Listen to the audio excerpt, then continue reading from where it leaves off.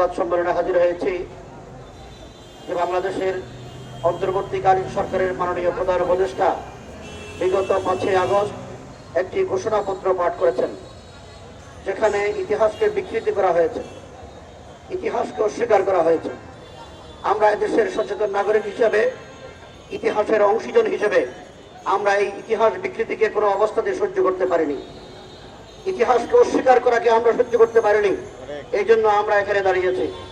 প্রিয় সাংবাদিক বন্ধুগণ, এখানে ফিলহারার হত্যাকে অস্বীকার করা হয়েছে, 2013 সালের শাপলা চত্বরের গণহত্যাকে অস্বীকার করা হয়েছে, কোটা বিরোধী আন্দোলনকে অস্বীকার করা হয়েছে, নিরাপদ সড়ক আন্দোলনকে অস্বীকার করা হয়েছে, 21 সালের মোদী বিরোধী আন্দোলনকে অস্বীকার করা হয়েছে।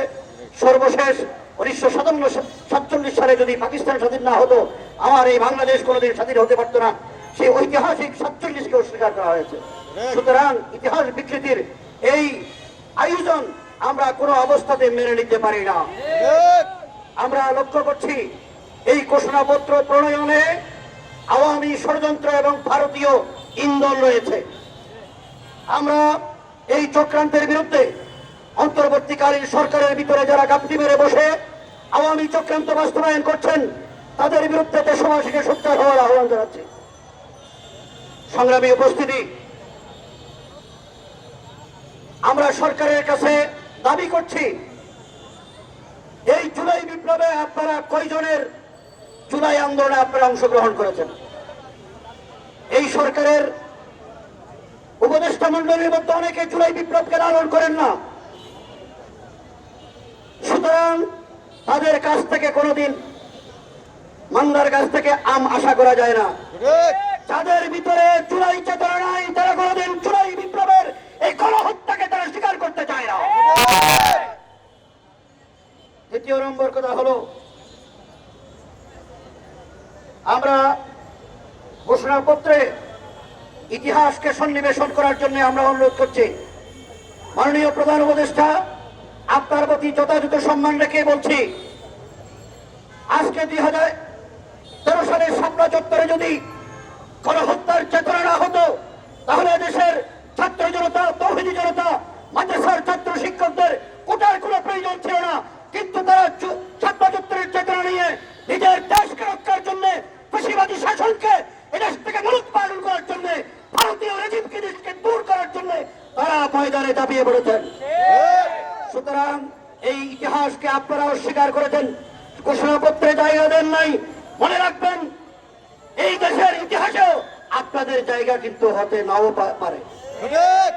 এই জন্য আপনাদের কাছে আমাদের অনুরোধ, শাপলা চত্বরের গণহত্যার ইতিহাস, 21 সালে মোদী বিরোধী আন্দোলনের ইতিহাস, কোটা সংস্কার আন্দোলনের ইতিহাস, নিরাপদ সড়ক আন্দোলনের ইতিহাস এবং পিলখানার গণহত্যার ইতিহাস ঘোষণাপত্রে নতুনভাবে সংযোজন করতে হবে। এই ঘোষণাপত্র নতুনভাবে তৈরি করে জাতির সামনে উপস্থাপন করতে হবে। আমরা সরকারের কাছে স্পষ্টভাবে দাবি করছি, এর যদি ব্যত্যয় ঘটে, এই ঘোষণাপত্র দেশবাসীকে সাথে নিয়ে আমরা প্রত্যাখ্যান করলাম। সুতরাং কথার দীর্ঘায়িত না করে আমাদের শেষ বক্তব্য হলো, একটি রাষ্ট্রের ঐতিহাসিকভাবে যেসব ঘটনা সংঘটিত হয়েছে বাংলাদেশের ইতিহাসে, পাঠ্যপুস্তকে এই ইতিহাসকে লিপিবদ্ধ করে নতুন প্রজন্মকে শেখাইতে হবে। আমাদের শেষ কথা হলো, অন্তর্বর্তীকালীন সরকার, আপনারা ক্ষমতায় এসেছেন এদেশের ছাত্র জনতার রক্তের সিঁড়ি বেয়ে। সুতরাং এই রক্তের সাথে যদি কোনো ধরনের গাদ্দারি হয়, ইতিহাস আপনাদেরকে ক্ষমা করবে না।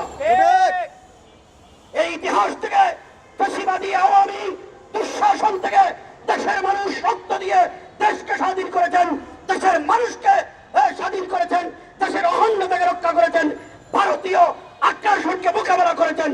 আবারও প্রয়োজন হলে নতুন কোন আন্দোলনের মাধ্যমে এই দেশ ফ্যাসিবাদ মুক্ত, ফ্যাসিবাদের ষড়যন্ত্র মুক্ত, ভারতীয় দালাল মুক্ত করে এদেশকে নতুনভাবে স্বাধীন করবে।